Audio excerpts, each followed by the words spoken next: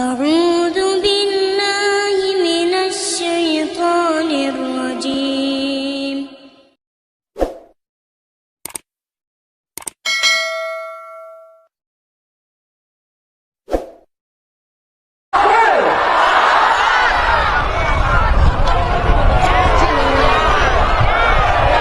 Assalamualaikum warahmatullahi wabarakatuh.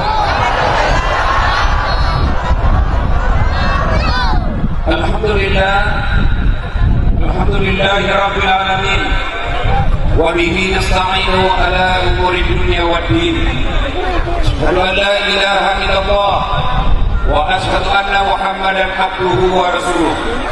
Allahumma salli ala sayyidina Muhammad wa ala alihi wa sahbihi ajma'in. Amma ba'd. Faqad qala Allah subhanahu wa ta'ala fi kitabil karim wa huwa asdaqul qadirin. A'udzu billahi minasy syaithanir rajim. Bismillahirrahmanirrahim. Ya ayyuhalladzina amanu taqullaha haqqa tuqatih wa la tamutunna illa wa antum muslimun. Wahai orang-orang yang beriman, bertakwalah kalian kepada Allah dengan sebenar-benarnya takwa, dan janganlah kalian mati kecuali dalam keadaan beragama Islam. Ayat ini tiap Jumat dibacakan khatib. Ayat ini tiap pekan kita dengarkan di masjid. Apabila ada perintah yang selalu diulang-ulang, maka perintah itu pasti penting. Ayat ini tiap Jumat diulang-ulang, berarti ayat ini penting. Jangan kamu mati. Rasa-rasanya ayat ini tidak masuk akal. Jangan kamu mati. Memangnya mati kita yang ngatur? Jangan mati ya. Berarti kau yang ngatur mati. Padahal mati bukan kita yang ngatur. Mau mati atau tidak, siap atau tidak, pasti mati. Orang kaya mati, orang miskin mati, raja-raja mati, rakyat biasa mati, ustaz mati, semuanya semua mati. Berarti yang jadi masalah bukan mati, yang jadi masalah illa wa antum muslimun, kecuali dalam keadaan beragama Islam. Berarti ada orang Islam, lahir agamanya Islam, nikah syariat Islam, KTP-nya tulis Islam, tapi ternyata matinya tidak beragama Islam. Adakah orang Islam yang matinya kafir? Ada. Siapa mereka? Contoh aja ini, jangan marah bos. Contoh. Sabung ayam. Ada itu di sini. Dongo. Didapat sama polisi, kejar polisi. Yuri, jangan lari, masih lari. Kejar sama polisi, jangan lari, masih lari. Terpaksa polisi tembak peringatan ke langit. Jangan lari, tembak satu kali. Jangan lari, tembak dua kali. Jangan lari, tembak tiga kali. Masih lari, terpaksa dilumpuhkan. Tembak kakinya. Wah, kakinya ditembak, kepalanya kena. Ada teman yang polisi, bagaimana ceritanya kakinya bertembak, kenapa kepalanya dikena? Dia bilang soalnya waktu ditembak dia jauh. Ini polisi Filipina, bukan polisi Indonesia. Kalau polisi Indonesia baik-baik. Wih, yang polisi itu polisi. Kau kira enak ini di Indonesia kalau tidak ada polisi? Hah? Rumahmu dirampok, bapakmu dibunuh, ibumu diperkosa, saudara perempuanmu diperkosa, kau datang ke polisi. Tolong Pak Polisi, cari pelakunya, tegakkan hukum. Apa kata polisi? Mohon maaf, baru saja polisi keluar. Wih, yang mudah. Kunciri motormu. Kau kemana? Nah, ke Pak Imam, keren. Kemana? Polisi. Makanya jangan musuhi polisi. Pun kalau ada polisi minta uang di jalan, biar anak SMP diminta juga uangnya, itu polisi Filipina. Mr. Pidai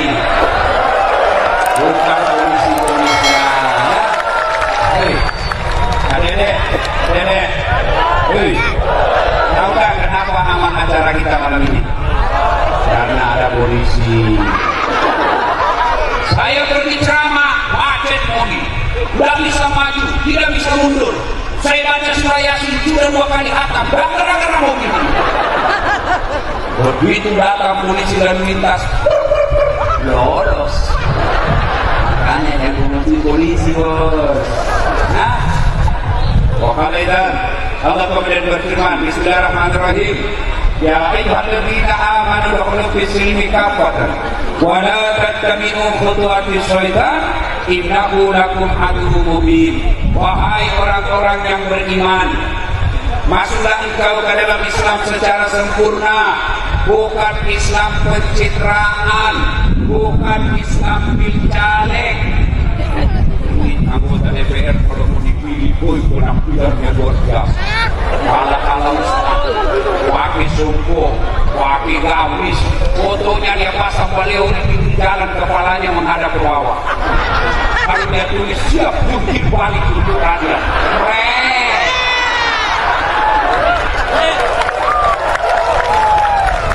Ada begitu di sini? Ada anggota DPR begitu di sini? Bukan tipu. Ada. Salah sendiri. Kenapa kau pilih dong?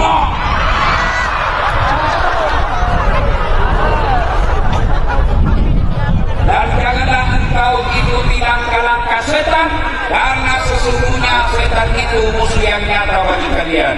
Musuh kalian bukan polisi, musuh kalian bukan ulama, musuh kalian bukan STM, musuh kalian bukan mahasiswa, musuh kalian adalah setan, yang dimana setan itu musuh yang nyata bagi kalian. Kalau kita takut begini, ada nggak setan di tengah-tengah kita? Ada. Mana kami? Ada nggak setan di tengah-tengah kita? Ada. Setannya berupa handphone. Sudah lama masih. Umurnya sudah 55 tahun, masih siaran langsung juga. Bu, siapa dulu HP-nya bu? Ibu-ibu yang pegang HP selama ceramah, saya doakan suaminya kawin lagi.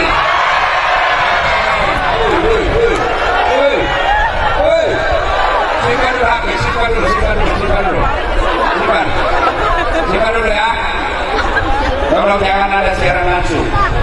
Ini acara untuk orang Islam, mau peringati pelajaran Nabi junjungan kita. Mau siaran langsung, dia dengar orang non-muslim marah-marah, tersinggung, saya yang repot. Padahal dia salah, kenapa kau nonton dong? Ini orang Islam, ya.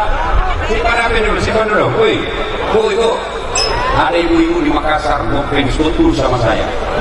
Saya sudah mau nafkah. Saya lagi ceramah, dia belakangi saya. Dalam hati saya, saya ada orang ceramah di belakangi. Ternyata diambil HP-nya. Dia kira saya background. Saya ceramah, dia kejar lagi saya. Ustaz, boleh saya sedikit? Sini. Ini paling saya tidak suka, capek, peringatan, itu sedikit. Dia bilang, Ustaz. Jadi, udah lagi. Jadi Ustaz, dalam hati, biar udah sultan, takut, jelek.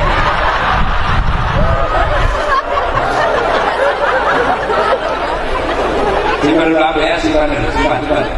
Ayo simpan dulu HP.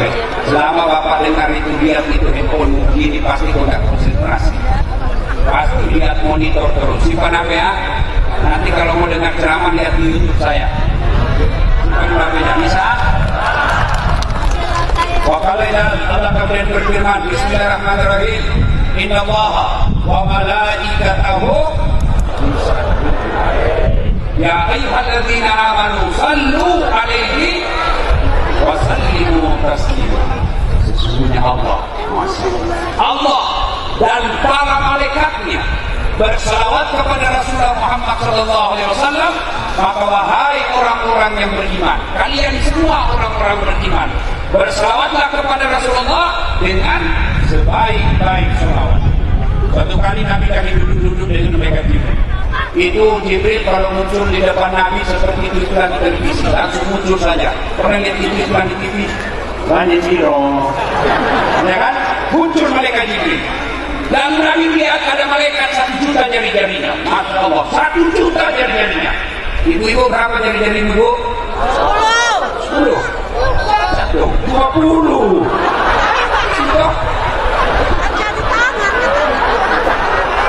Ini 1 juta jari-jari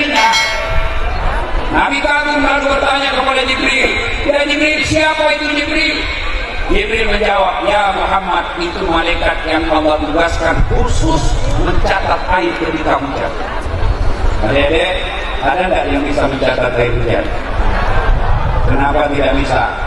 Karena jumlahnya banyak, jatuhnya bareng-bareng dan laju. Kalau banyak jatuhnya satu-satu dan dia lambat bisa dicatat. 1, 2, ini banyak barengan. Kami dan bertanya kepada malaikat ini, wahai malaikat, apa kau mampu mencatat air ketika hujan? Ya, ku catat yang jatuh di gunung, ku catat yang jatuh di laut, ku catat yang jatuh di darat, semua aku catat. Tak satu pun yang tidak aku catat. Nih, makanya Allah kasih saya satu juta dari jari dicatat. Lalu malaikat ini berkata, ya Muhammad, ada satu yang tidak bisa dicatat. Kenapa aku tidak bisa catat? Karena jumlahnya lebih banyak daripada hujan yang jatuh. Apa gerangan? Ketika umatmu berkumpul di depan ruko seperti ini, mereka duduk bareng-bareng, lalu mereka bersalawat kepada aku sama-sama bareng-bareng salawatnya, maka aku tidak bisa mencatat betapa banyak pahala yang turun di tempat itu. Maka ibu-ibu, janda-janda, jomblo-jomblo fisabilillah, muda-muda keren, bapak-bapak yang mau poligami takut-takut sama istrinya, ayo ketika kalian duduk bareng-bareng seperti ini, mari bersalawat kepada Rasulullah, karena salawat itu bareng-barengnya tidak bisa dicatat berapa banyak pahalanya. Maka saya mau dengar mana lebih kencang suara adik-adik perempuan, suara perempuan di Bandar Lampung ini dengan suara laki-laki. Kita tanding malam ini, bisa? Bisa? Bisa. Oke, pertama yang merasa diri jenis kelamin laki-laki diam. Kita dengar dulu ibu-ibu. Bisa ibu? Bisa. Ayo kita salawat bareng-bareng. Ibu-ibu dulu, mana lebih kencang suaranya dengan bapak-bapak? Bisa ibu? Bisa. Ayo, jangan laki-laki. Yuk. Sholatullah salamullah ala Toha Rasulillah, sholatullah salamullah ala Yasin Habibillah. Alhamdulillah, terima kasih. Ini tadi bukan keras, inilah yang disebut syahdu. Seorang begini yang kasih nafsu laki-laki. Kalau kau ditelepon laki-laki kan orang musakku. Assalamualaikum. Waalaikumsalam. Lagi di mana deh? Di rumah aja. Gimana orang dah nafsu sama kamu? Kalau kau ditelepon laki-laki buat suara tegas. Assalamualaikum ibu. Waalaikumsalam. Lagi di mana deh? Terima. Lagi kenapa tanya-tanya? Dan telepon lagi mau besok. Assalamualaikum Waalaikumsalam. Candela. Kamu bagus di sini.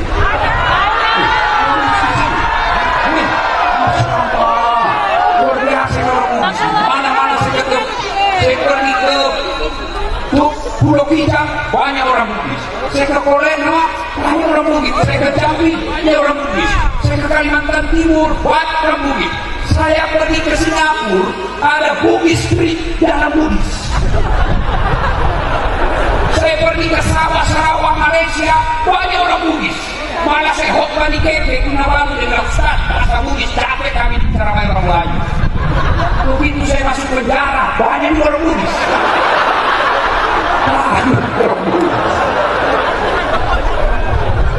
Ayo, ibu-ibu diam dengar ini. Lagi-laginya lagi. Ayo bos, cowok-cowok yang mempermalukan jenis kelamin. Ayo keras, ayo. Ibu-ibu diam, kita dengar ini bapak-bapaknya nih. Yuk. Sholatullah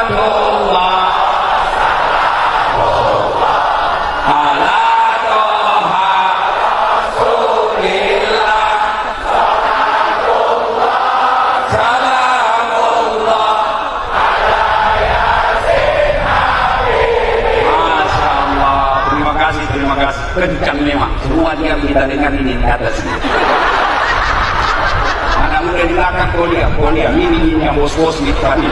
Para hawaii, dan pak polisi kita dengar keras tidak suaranya. Ayo, jangan mempermalukan ulama.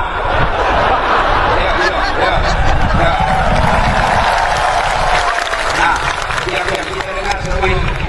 Sholat. Sobet. Ini poligami, friend. Ayo kita bareng-bareng semua. Yuk, semua. Sholatullah, salamullah ala toha rasulillah. Sholatullah, salamullah ala yasin habibillah. Alhamdulillah, terima kasih. Sebelum saya lanjut ceramah, tadi bisa nggak dibedakan mana suara laki-laki, mana suara perempuan? Bisa bedakan deh? Bisa? Bisa. Kenapa? Karena Allah kasih kalian telinga yang bisa membedakan mana bunyi telepon, mana bunyi kentut. Dan kalian tidak perlu kursus. Weh, mau saya kasih handphone gratis, iPhone 11 Pro. Harganya 40 juta. Pulsanya 5 juta. Mau gratis saya kasih kau? Mau? Betul. Coba angkat tangan ibu. Mau? Ada yang mau? Mau, oke. Tapi begitu saya kasih kau langsung tuli. Mau? Berarti yang mahal bukan handphone, yang mahal bukan seluler, yang mahal adalah telinga. Allah kasih kau gratis. Saya biar kasih handphone harga 1 miliar tapi tuli tidak mau saya. Berarti yang mahal bukan handphone, yang mahal telinga. Hebatnya lagi telinga, tempatnya proporsional dan kalian gampang menerima handphone. Pernah bayangkan bagaimana seandainya telingamu satu di atas kepala, satu di bawah badan? Nah, pernah bayangkan? Halo Ustaz, Assalamualaikum. Waalaikumsalam. Lagi di mana Ustaz? Tunggu dulu.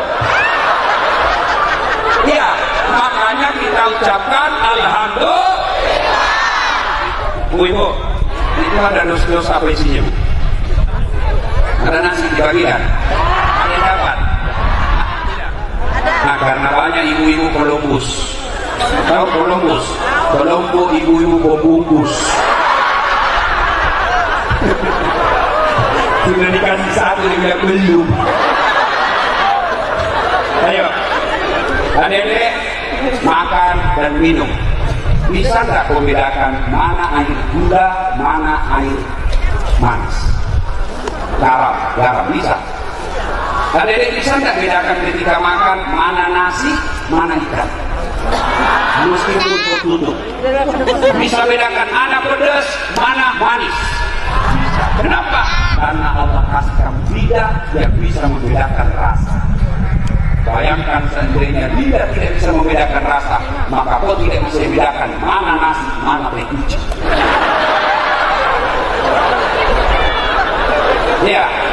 Iya. Makanya kita ucapkan alhamdulillah. Di dalamnya mulutmu ada blender. Di mulut punya blender. Berapa blender paling mahal? Paling murah. 100.000. Yang paling murah 2 bulan kau pakai sudah berkarat dan bisa berfungsi. Gigimu itu blender asli itu. Kau pakai sudah 40 tahun tidak berkarat. Dan hebatnya lagi di gigi, tumbuh panjangnya dibatasi. Pernah tidak kalian bayangkan bagaimana seandainya gigimu tumbuh seperti rambut? Gondrong semua. Maka kedua belum. Mari kita ucapkan alhamdulillah. Ini ada kamera di beberapa unit nih, mahal semua ini. Ini kalau dikumpul semua ini bisa ratusan juta. Tapi apakah ini kamera mahal? Saya mengajar mata kuliah di Unhas, saya komunikasi. Mata kuliah namanya fotografi, cara motret. Kalau adik-adik mau motret profesional harus punya kamera minimal harga 25 juta. Mau ngambil gambar yang lebih bagus, lensa tidak cukup yang pendek. Kamu harus beli tele namanya, yang paling murah harganya 800 juta, yang paling mahal bisa 1 miliar. Punya kamera, punya tele, lensa apa sudah cukup? Tidak, kamu harus punya ilmunya. cara menggunakan. Kenapa? Kok punya kamera tidak punya ilmu? Ustaz, foto saya setengah badan. Siap. Begitu jadi pantat ke bawah. Setengah badan. Maka dibutuhkan ilmunya. Harus kita tahu berapa megapiksel kekuatan kamera kita. Harus kita tahu berapa kecepatan angin ketika ngambil gambar. Kita harus tahu berapa kekuatan cahaya ketika kita ngambil prak. Kita harus tahu berapa cara antara lensa dengan objek yang kita mau foto. Harus diputar-putar, zoom out, zoom in. Baru bisa ngambil gambar yang baik. Perlu puluhan juta, perlu ilmu, baru bisa ngambil gambar yang baik. Allah, kamera ini tidak ada gunanya ketika kalian tidak punya mata.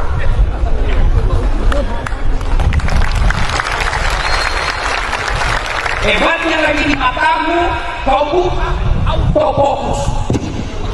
Tidak perlu kau buka, siapa dia? Bayangkan remote-nya polisi kalau dia harus pintar dulu. Belum ditembak ke matamu. Ayo, hebatnya lagi di mata, dia bisa bedakan mana istri, mana tetangga.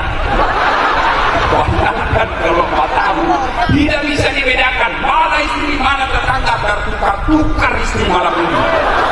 Kenapa di malam ini lain rasanya? Woi, ternyata satu PP. Makanya kita ucapkan alhamdulillah.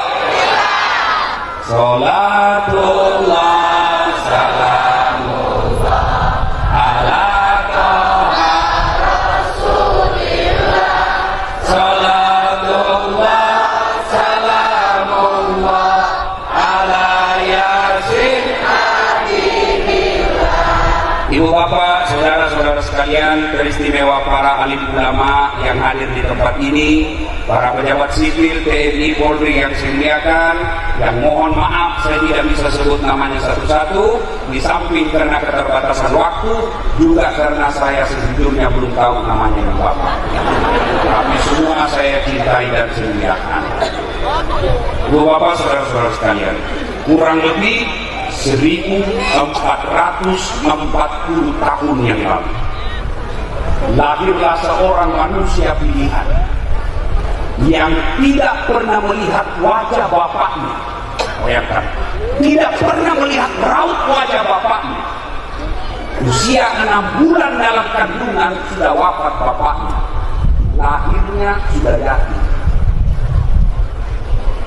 Usia 3 hari dari kelahiran, ambil ibu susunya, dibawa ke sebuah desa sampai 4 tahun.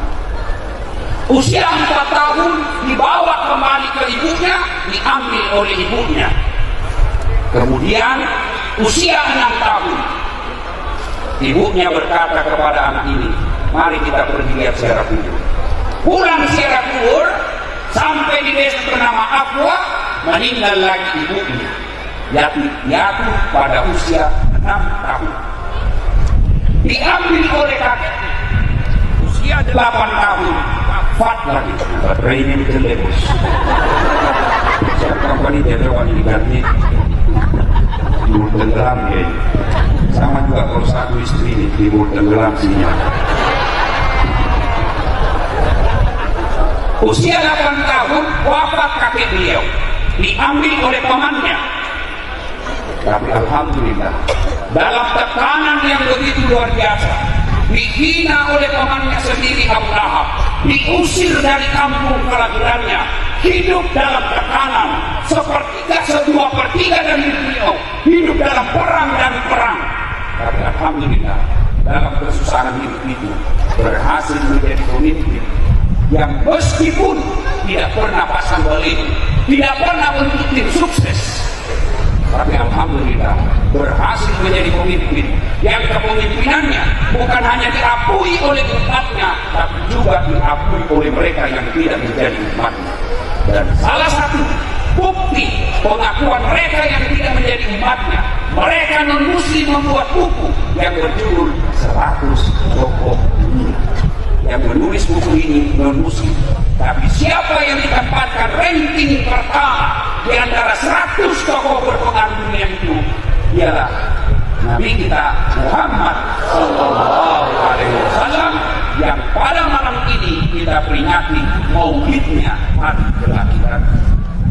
Alhamdulillah, saya diundang ceramah dari Sabang sampai Merauke, sampai ke Asia, sampai ke Eropa, sampai ke New York.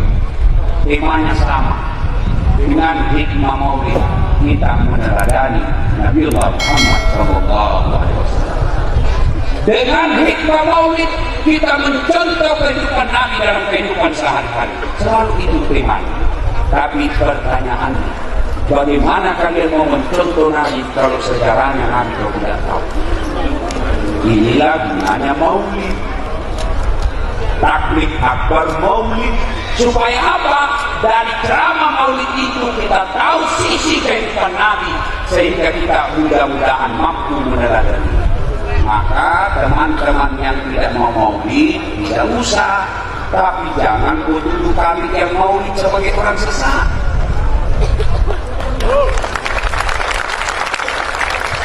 Ada juga anak muda baru belajar agama 3 bulan, itu pun melalui YouTube. Baru 3 bulan, kafir semua kita ini. Maulid bid'ah, Isra Mi'raj bid'ah, halal bihalal bid'ah. Kenapa? Tidak ada pada zaman Nabi. Tidak ada pada zaman Nabi bid'ah. Bid'ah sesat, sesat masuk neraka. Nenek itu di neraka. Kayak dia saja panitia hari kiamat.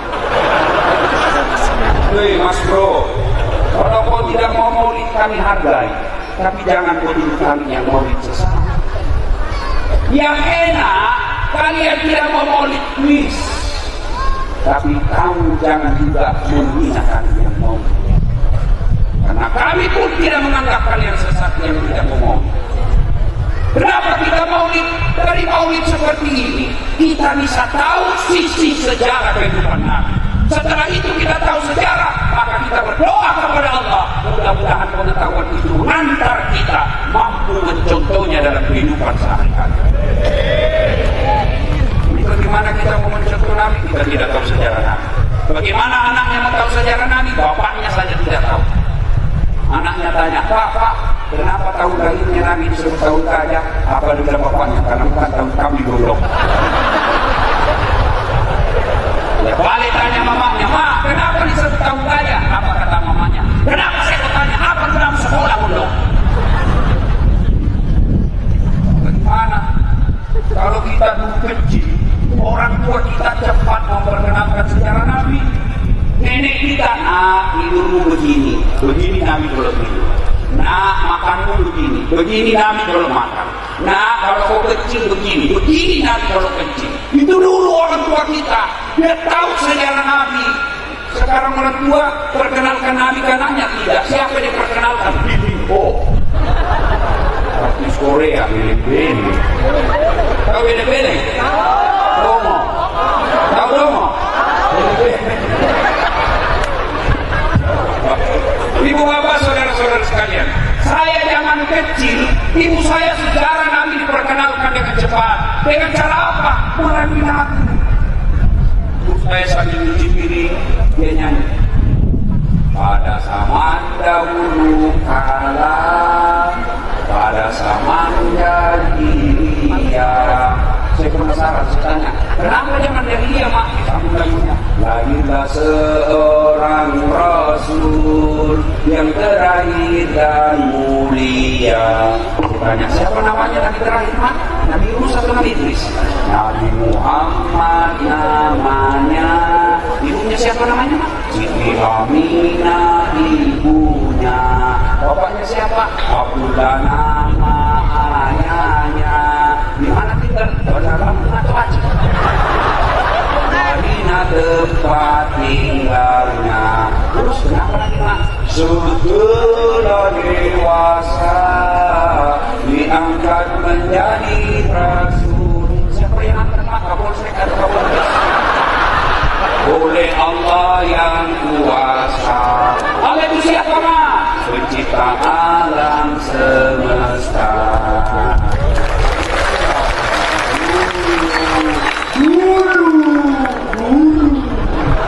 Lagu ibu-ibu dulu. Masuklah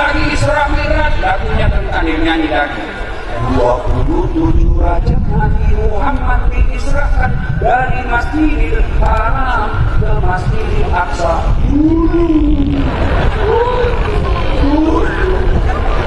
Kita juga dulu waktu kecil, dapur saya waktu kecil, dapur nasihat. Sekarang lagunya ibu apa? Yuk ayo.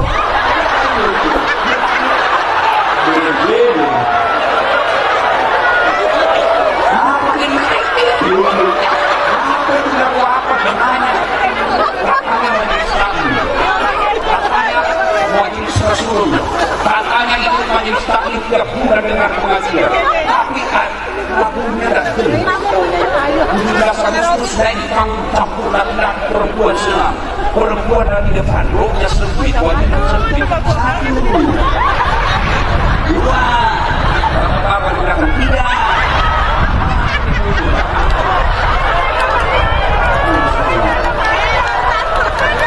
Putar pergi.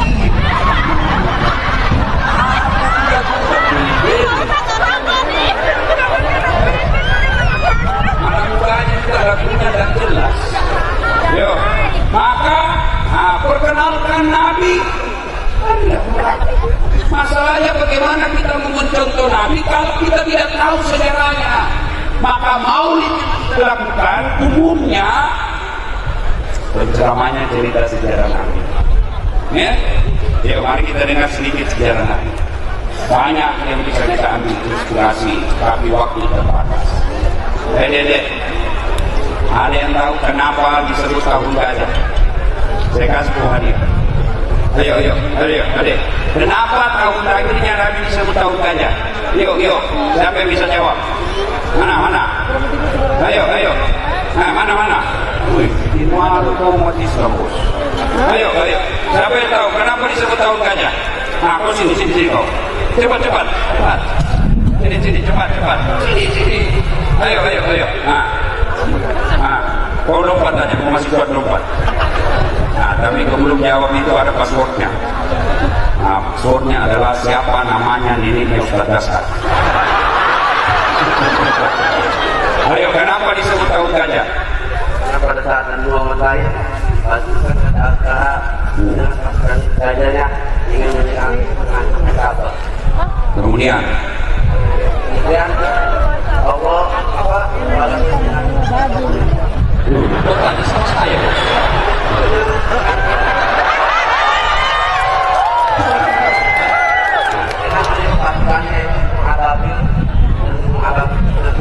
Menghancurkan. Oke, maka disebut tahun berapa hadiah? 100.000.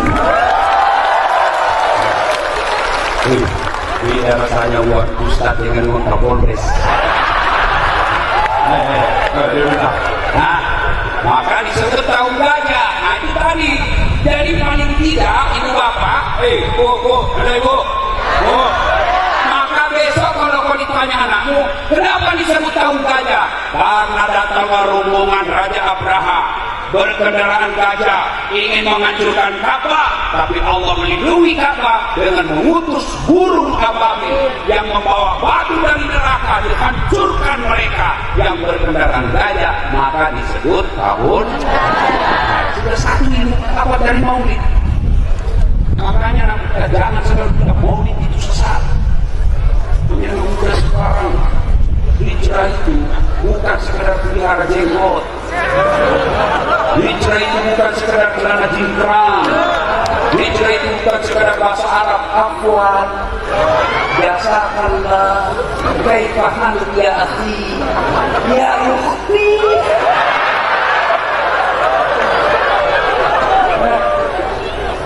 Kayak dihina di Facebook. Apa kau Ustaz Dasar bicara sunnah kalau kau tidak pelihara sunnah?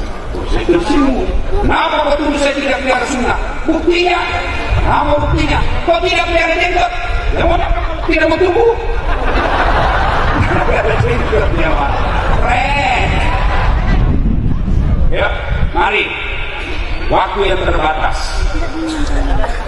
Nabi pernah ditanya, ya Rasulullah, apa misi? Kenapa Allah utus kau ke dunia ini?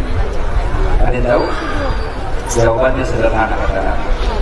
akhlak, memperbaiki akhlak. Ibu bapak tahu nggak sebelum Rasulullah turun ke dunia, sebelum Nabi diangkat menjadi Rasul, itu orang-orang Makkah, Arab jahiliyah, sifatnya apa? Perempuan dianggap aib, perempuan dianggap hina dalam keluarga. Waktu itu perempuan tugasnya hanya 3: dapur, kasur, sumur. Sumur, dapur, kasur. Itu aja kita dilahirkan untuk melahirkan. Bahkan sebelum Nabi diutus, perempuan boleh dijadikan taruhan judi. Judi suaminya kalah dengan pakai selingkuh 3 malam. Dulu maka lahir Nabi memuliakan perempuan. Sayang seribu sayang, perempuan sekarang sudah diangkat derajatnya oleh Nabi, tapi dia hina dirinya sendiri. Mau lihat akhlaknya? Nabi usianya waktu itu 16 tahun.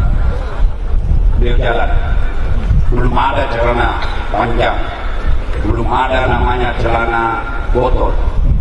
Pernah lihat celana botol? Nah, itu bawa. Apa namanya ibu? Itu. Celana botol pernah lihat sesuatu seperti di mana cara aku kasih pasang itu? Betul, ini dikasih kresek. Dan kalau kau tidak mau dapat kresek, tiba-tiba kau memencet. Jalanlah Rasul, pakai sarung, bersingkap betis beliau. Ternyata betis. Bagaimana reaksi Nabi kelihatan betisnya? Merah pipinya karena malu kelihatan betisnya. Akhlak iman. Kalau kalian mau contoh Nabi sepulang dari maulid ini, yuk tanamkan rasa malu. Malu dong jadi anggota DPR. Sudah dipilih oleh rakyat, tapi kerjanya tidak ngurus rakyat.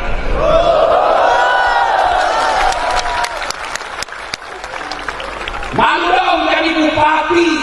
Sudah dipilih, diundang perayaan maulid, tidak pernah maju. Madong haji gak pernah datang berjamaah di masjid. Haji gelarnya dipanggil marah kalau tidak pakai haji. Miun dipanggil miun kamu balik, miun kamu balik, miun kamu balik. Haji miun ya kenapa? Haji tapi tidak pernah nongol di masjid. Malu dong. Kalian sudah datang arba'in 40 kali berjamaah di masjid di Madinah, pulang dari haji tidak pernah nongol di masjid. Malu dong haji seperti itu. Malu dong jadi ustaz tapi ceramahnya hanya menghasut dan memecah belah umat.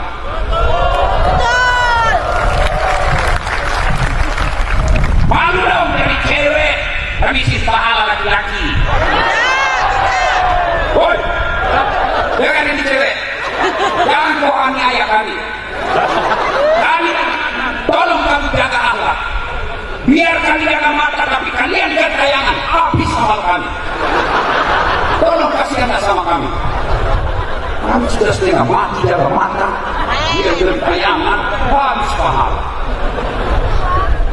Saya kalau mau pergi kuliah ngajar, saya ngaji dulu, sholat duha, 1 ayat, 2 rakaat, ngaji beberapa ayat, sikit taubat, sikit pagi, baru 1 kilometer keluar rumah, habis amal saya. Nengok saya sebelah kanan mobil, mana perempuan? Nengok sebelah kiri, tidak ada perempuan. Nengok di depan, perut perempuan. Tidak mungkin sih kamu. Mana? Tidak, orang bagus.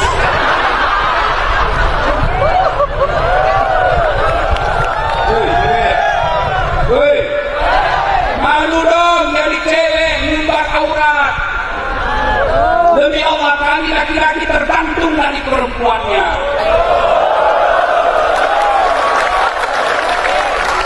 Kalau perempuannya sopan, kami laki-laki lebih sopan 3 kali lipat. Mana buktinya? Coba lihat.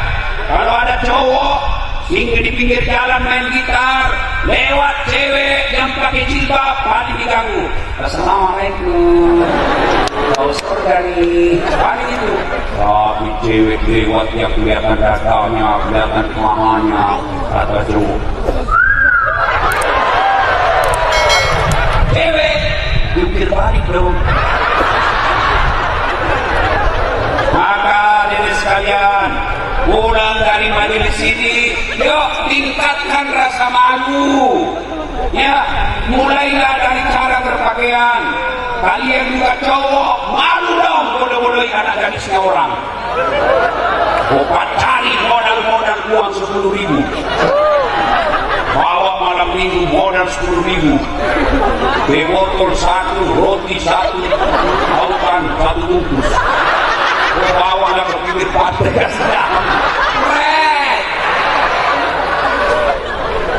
Kau juga cewek, jangan mau dipacari sama cowok. Malu dong kalian bukan muhri bonceng-boncengan. Katanya majelis zikir, katanya pemuda Islam, katanya pembela Rasulullah, katanya cinta sama Rasulullah. Kenapa kalian bonceng-boncengan bukan muhri?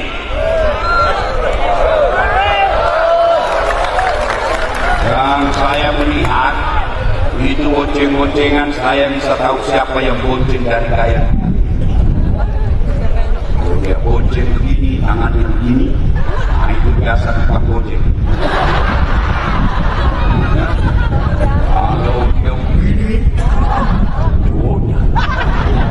Kalau dia duduk di cewek, dia bukan mesti di belakang. Bapak.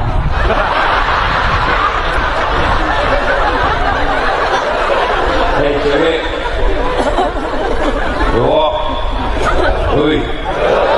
Jangan pacar-pacaran, itu pintu masuknya setan. Malu dong kalian rajin ikut majelis takbir selalu pacar-pacaran. Kalau itu kau pacaran, pintu masuknya setan. Ada lagi yang bilang pacaran syar'i Ustaz, keren. Ada itu pacaran syar'i cilaka. Woi, cewek, jangan kau mau dipacar-pacari. Sudah 3 tahun dipacari dan dilamar-lamar, romo. Motor aja 1 tahun dicicil lunas. Kalian 3 tahun dipacari, bawa kiri kanan gratis.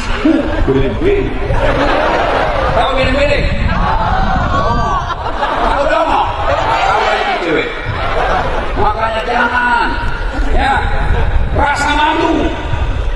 Mohon maaf, Bapak polisi, Bapak tentara, malu dong. Di pinggir jalan. Kenapa kau nangkap ini? Pak tidak lihat? Saya lihat Pak. Kenapa kau nangkap? Saya tidak lihat Bapak. Kamu juga rakyat, kalau kalian cinta sama polisi, jangan ajari polisinya bohong. Biar dia mau kalau kalian tidak sobat, tidak akan jalan. Pak, saya melanggar, tilang saya Pak. Itu lebih mulia. Ya Pak, tolong kerjasamanya. Kerjasamanya Pak. Namanya Pak polisi, kasihan juga lihat sama kamu. Ya sudah lah, apa kebijaksanaan.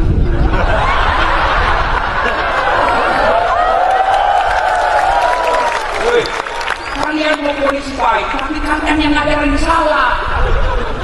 Ya, Pak pegawai negeri, kalian sudah digaji oleh pajaknya rakyat.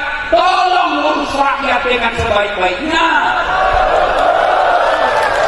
Urus KTP jangan dipersulit. Urus bayar SIM jangan dipersulit. Bayar pajak tanah jangan dipersulit.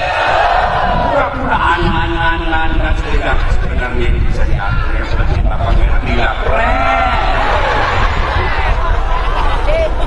ya, tanamkan rasa malu. Kata Nabi, pakaian orang takwa itu adalah rasa malu. Kalau kalian tidak punya rasa malu, maka kalian lebih hina dari binatang. Mau saya kasih bukti? Mau? Mau? Pernah lihat paha ayam KFC? Kentucky Fried Chicken? Pernah? Pernah? Saya tanya kau, boleh tak kau pegang ini paha Kentucky ayam tanpa bayar? Boleh? Dia tangkap kau sendiri, kurang kau sendiri, damas kalau dalam mobil. Paha ayam 12.000, tak boleh kau pegang sebelum kau bayar. Paha ayam, paha cewek. Gratis, men. Maka kalian kalau tidak punya rasa malu, lebih hina dari binatang. Tahu paha ayam kampung? Bisa nggak dilihat? Oh, susah. Harus pulang kampung dulu. Namanya ayam kampung. Pulang kampung. Sampai di kampung kau sudah lihat pahanya? Belum, kau cari dulu itu ayam. Sudah dapat kau sudah lihat pahanya? Tidak, kau kejar dulu. Begitu dia bertangkap, naik ke atas. Ditunggu sejam. Sudah kau tangkap, sudah kau lihat pahanya? Belum, kau potong dulu.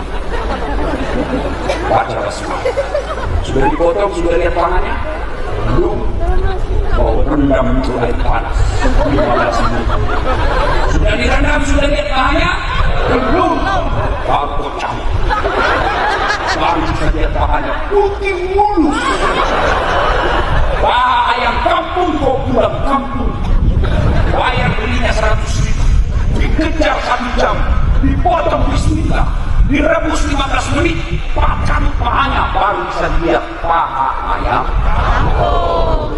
Paha cewek. Kau berdiri di depan pasar 10 menit. 15 paha.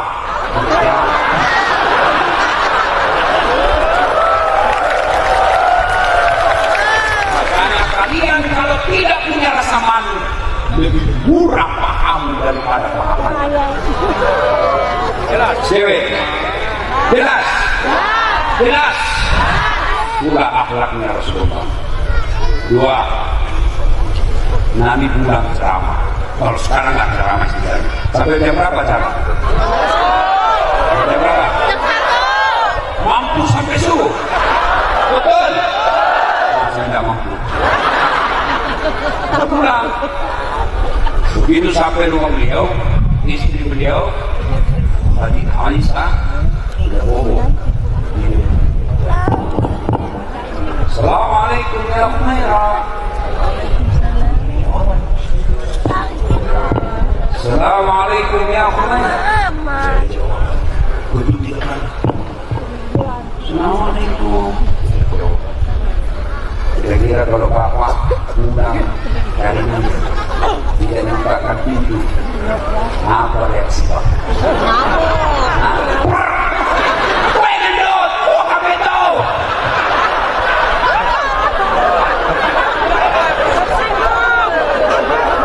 Subhanallah, apa yang beliau lakukan? Beliau buka serbannya, beliau lemparkan di depan pintu, beliau tidur beralaskan serban. Nah, manusia pilihan tidak diciptakan dunia dan isinya oleh Allah kecuali Allah dengan cinta kepada Nabi. Manusia paling mulia tidur beralaskan serban. Kenapa? Karena menghormati istrinya yang lebih tua tidurnya. Pas bangun Aisyah disebutkan, buka pintu. Apakah Nabi larang? Subhanallah. Nabi mengambil tangan istrinya lalu berkata, ya Umayyah, yang kemerah-merahan pipinya, maafkan saya. Saya terlambat pulang tadi malam, sehingga saya tidak bisa menemanimu dalam tidur, tidak bisa memberimu kehangatan dalam tidur. Ditutupkan pintu, minta maaf.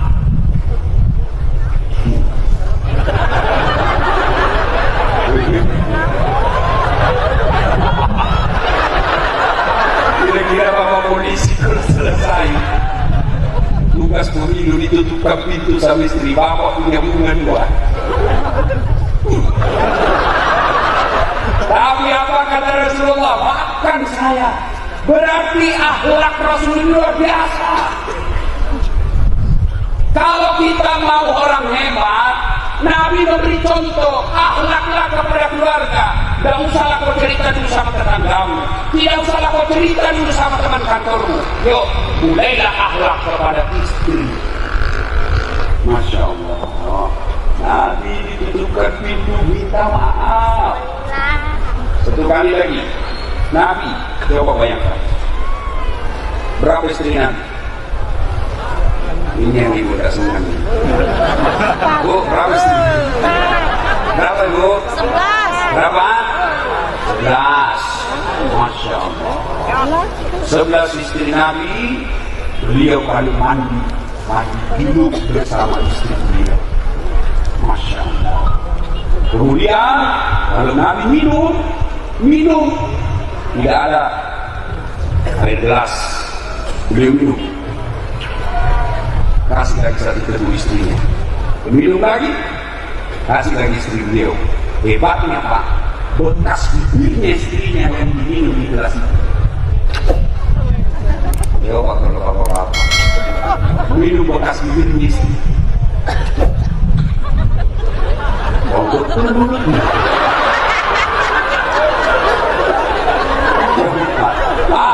Rasulullah. 11 istri Nabi, tidak satu pun yang pernah dipanggil namanya. Beliau Khadijah berpanggilnya ya Ummul Mukminin, ibunya orang Islam. Aisyah beliau panggil ya Umairah, yang kemerah-merahan pipinya, karena memang Siti Aisyah merah lima pipinya. Maka bapak kalau cinta kepada Rasulullah, maka mulai besok berakhlak mulia kepada istri. Mulai dari cara memanggilnya. Panggil besok dengan panggilan kasih sayang, wahai istriku yang termancung hidupnya di rumah. Tidak mancung hidupnya Ustaz, ya giginya lah pokoknya. Justru giginya yang mancung Ustaz. Ya kan panggil mancung. Oh lihatlah lehernya atau alisnya. Jangan terlalu jujur. Mentang-mentang istrimu hitam kok panggil hitam. Kok hitam? Kata istrinya apa pesek? Yo, besok mari jadi suami. Rasulullah 11 istri beliau tidak pernah satu pun yang pernah mengatakan Muhammad, saya menyesal menikah sama engkau. 11 kita satu istri menderita hebat. Karena kalau saya heran lihat sekarang laki-laki sopan betul sama tetangganya, tapi luar biasa sama istrinya. Kalau sama istri tetangga, mana kabar? Sehat ya Bu ya, saya doakan Ibu sehat-sehat. Ibu sama istri tetangga, sama bininya, woi lambat lagi kau dari mana kau nimpas? Baik Pak, saya pernah luar curhat di Kalimantan. Ustaz, saya bangkrut. Saya mau pulang kampung malu. Saya mau tinggal di Kecer, saya sama yang punya duit. Tolong doakan saya Ustaz. Baik, sebelum saya doakan, saya mau tanya, tolong dijawab dulu. Bagaimana penghormatan untuk Palestina selama ini? Iya Ustaz. Pantas, tidak usah banyak bicara. Pantas, susah kalau istri saja. Maka Bapak kalau mau balik rezeki, muliakan istri. Ibu, coba lihat istri kita. Dia tinggalkan kampung halamannya dari Jawa. Dia tinggalkan ibu bapaknya, datang ke Lampung, ikut sebagai istri. Dia tinggalkan sanak saudaranya, ikut sama suaminya. Lalu sampai di Lampung, bapak sengsarakan istri, pantas untuk hidup. Tidak bisa baik. Kenapa? Kau berkhianat kepada istri. Ibu-ibu, Ya. Bu, mau punya suami seperti Nabi? Mau? Pertanyaan buat ibu, sudahkah ibu punya sifat seperti istri Nabi?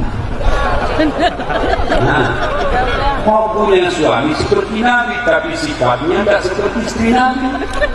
Mau tahu sifatnya Khadijah?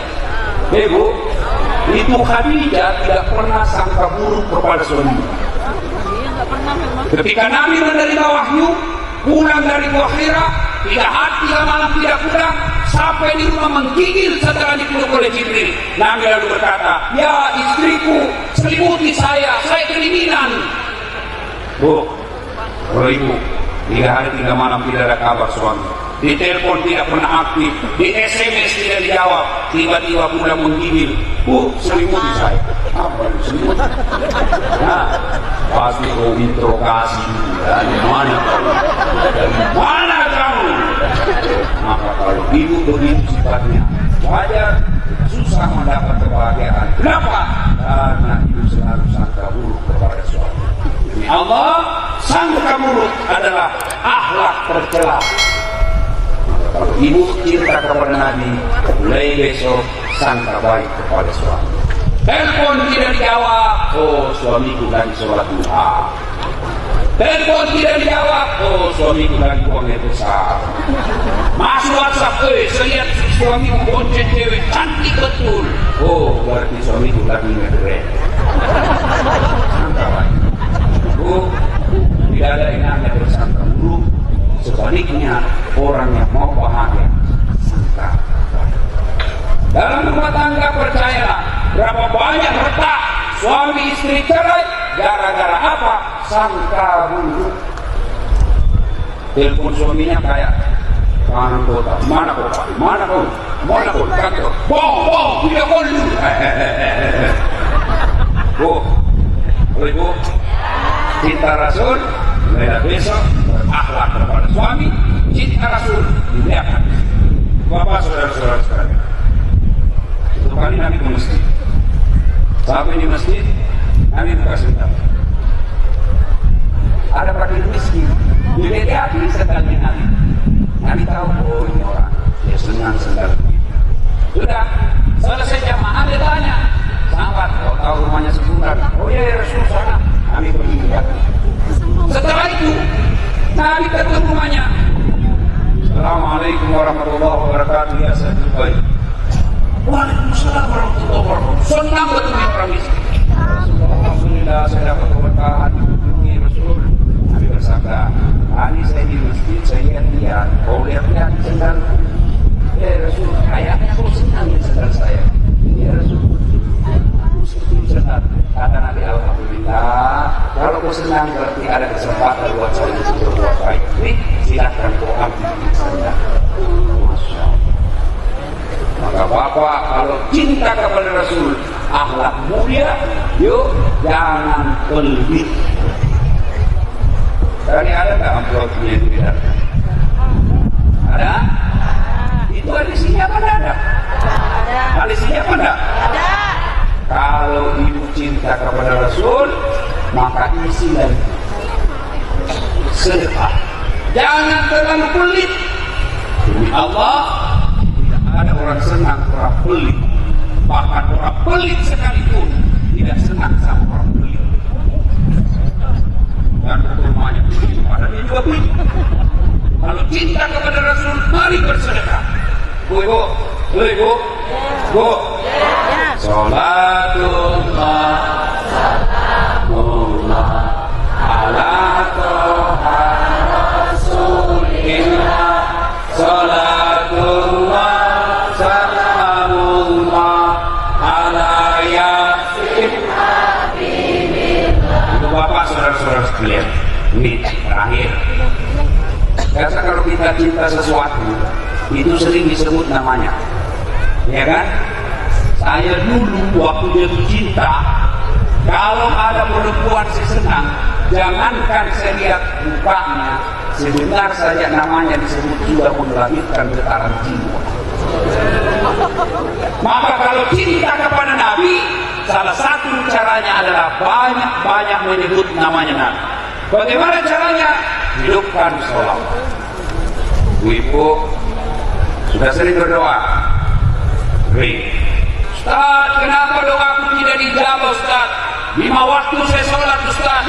Selesai sholat saya berdoa kepada Allah. Kenapa yang saya minta justru semakin jauh? Salah satu sebabnya ibu berdoa tidak diawali dan diakhiri dengan sholawat. Maka sebelum berdoa Pak, itu kata Nabi, barang siapa yang berdoa tidak diawali dan diakhiri dengan sholawat, maka doanya tergantung antara langit dan bumi.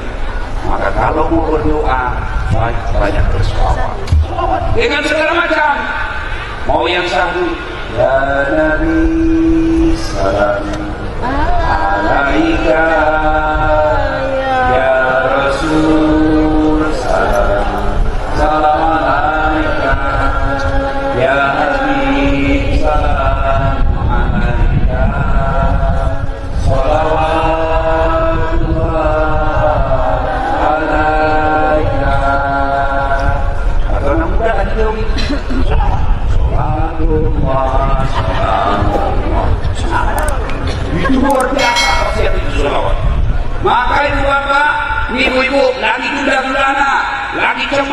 lebih banyak masalah daripada curhat di Facebook, daripada curhat di medsos. Curhat kepada Allah, minta kepada Allah supaya cepat permintaan dikabulkan Allah. Kau sebut kekasihnya Allah. Siapa? Muhammad Sallallahu Alaihi Wasallam. Sayang, seribu sayang. Sekarang ini kalau orang tua dulu, kita orang-orang bisa mau naik rumah baru barasanji, mau pengantin barasanji, mau turun sawah barasanji, lahir anaknya kita barasanji, pergi tanah suci keluarganya tiap malam Jumat dia barasanji. Cuma karena ada lagi yang mengatakan barasanji bid'ah, maka hilang lagi itu barasanji. Barasanji diganti dengan elektron. Mana lebih bagus barasanji daripada elektron? Kenapa bagus barasanji? Di dalamnya banyak menyebut nama-nama Nabi, bukankah menyebut nama Nabi, menyebut orang dicintai Allah, maka Allah pun akan cinta kepada kalian. Ibu bapak, saudara-saudara sekalian, karena waktu yang sangat terbatas, tentu tidak bagus juga ibu pulang tengah malam, maka kita simpulkan saja pembicaraan kita. Lalu ibu, Salatullah, keras. Salatullah, salamullah, ala yasin habibillah, tawassalna bismillah, wa bilhadi rasulillah, wa kulli mujahidinillah, di ahlil bagi ya Allah. Tanggal 12 bulannya sama Rabiul Awal, harinya sama hari Senin, sama hari lahirnya, sama tanggalnya, sama bulannya. Itulah Rasulullah. 12 Rabiul Awal tahun ke-11 Hijriah, Allah perintahkan kepada Jibril, Jibril, kau jemput kekasihku Muhammad, cabut nyawanya dengan catatan tanya dulu. Kalau dia mau cabut nyawanya, kalau tidak mau tunggu sampai mau. Turun malaikat Jibril, Mikail, Israfil, langit keempat, langit 7 masih bersama, langit sampai langit ke-6 masih bersama, langit turun. Lalu Jibril berkata, "Hei, malaikat pencabut nyawa, kau aja yang turun. Saya tidak tugas hari ini, kalian turun." Kata malaikat pencabut nyawa, "Kamu kan ketemu selama ini, saya tidak bertugas." Turun malaikat bertiga, bentuk pintu Nabi. Assalamualaikum warahmatullahi wabarakatuh ya Rasulullah. Fatihah buka pintu, tidak ada orang apa? Kata Nabi sudah ada di samping. Ternyata malaikat pencabut nyawa. Lalu malaikat pencabut nyawa berkata, "Ya Muhammad, hari ini saya diperintahkan Allah untuk mencabut nyawa. Kalau kau mau, menurutmu bagaimana?" Kira-kira kalau bapak-bapak ditanya begitu apa jawabannya? Kalau saya jawaban saya, dasar Allah pintar saya cabut nyawamu. Bagaimana menurutmu? Tunggu dulu, istri baru satu. Nabi lalu berkata, "Silakan. Cuma sebelum saya menghadap, mana Jibril?" Ada di langit pertama. Panggil dulu, naik malaikat pencabut nyawa. Jibril cari pesawat. Saya bilang, memang berburu banyak sekali cara. Turunlah malaikat Jibril. Lalu ditanya sama Nabi, "Jibril, kalau hari ini saya harus menghadap kepada Allah, tolong kasih saya berita gembira." Jibril lalu berkata, "Ya Muhammad, kalau ada dosa dan kesalahan yang kau pernah lakukan, Allah akan mengampuni. Alhamdulillah. Apalagi, ya Muhammad, meskipun engkau Nabi paling terakhir, tapi karena Allah cinta kepadamu, haram Nabi yang lain sebelum engkau lebih dulu masuk ke dalam surga." Apalagi ya Muhammad, 10 malaikat yang pernah Allah ciptakan, Nabi dulu. Alhamdulillah. Tapi kata Nabi, Jibril, itu kan saya. Saya tidak cemas soal diriku, yang aku cemaskan umatku yang ada dalamku. Bagaimana umatku ya Jibril? Jibril naik lalu turun. Ya Muhammad, saya dapat berita gembira dari Allah. Meskipun umatmu tidak di tengah-tengah kalian, meskipun umatmu sudah tidak berada di meskipun engkau tidak berada di tengah-tengah umatmu, meskipun engkau tidak berada di bandar lampu, selama umatmu berpegang kepada Quran, Sunnah, aman dan suci. Nabi senyum lalu berkata, "Alhamdulillah." Lalu begitu Jibril laksanakan tugas malaikat Jibril. Kata saya tidak bertugas ini. Kau malaikat pencabut nyawa, maju pencabut nyawa, mundur. Ya Muhammad, maafkan saya harus melaksanakan tugas. Sudah. Nabi lalu menghadap naik ruhnya, meninggalkan telapak kaki sampai ke betis, menggigil Rasulullah sampai ke paha, puncak Rasulullah sampai ke perut, keluar biji-biji keringat Nabi, di pelipis Nabi, di dahi Nabi. Lalu Jibril membelakang, lihatnya oleh Jibril, lihatnya oleh Nabi. Lalu Nabi berkata, ya Jibril, kenapa kau palingkan mukamu? Apa kau jijik melihat saya ya Jibril? Nabi menjawab, ya Muhammad, saya tidak jijik melihatmu. Demi Allah, saya tidak mampu dan tidak melihat engkau menghadapi sakaratul maut. Lalu Nabi berkata, ya Jibril, andai saja Allah tidak cinta kepadaku, andai saja Allah tidak sayang kepadaku, maka aku rasakan betapa sakitnya sakaratul maut ini. Lalu terkenallah doa Rasulullah. Kata, ya Allah, cukuplah sakitnya sakaratul maut ini. Jangan engkau timpakan kepada umatmu, bebankan semua sakitnya sakaratul maut ini khusus hanya kepadaku, dan engkau berikan kepada umat. Naik sampai ke rombongan.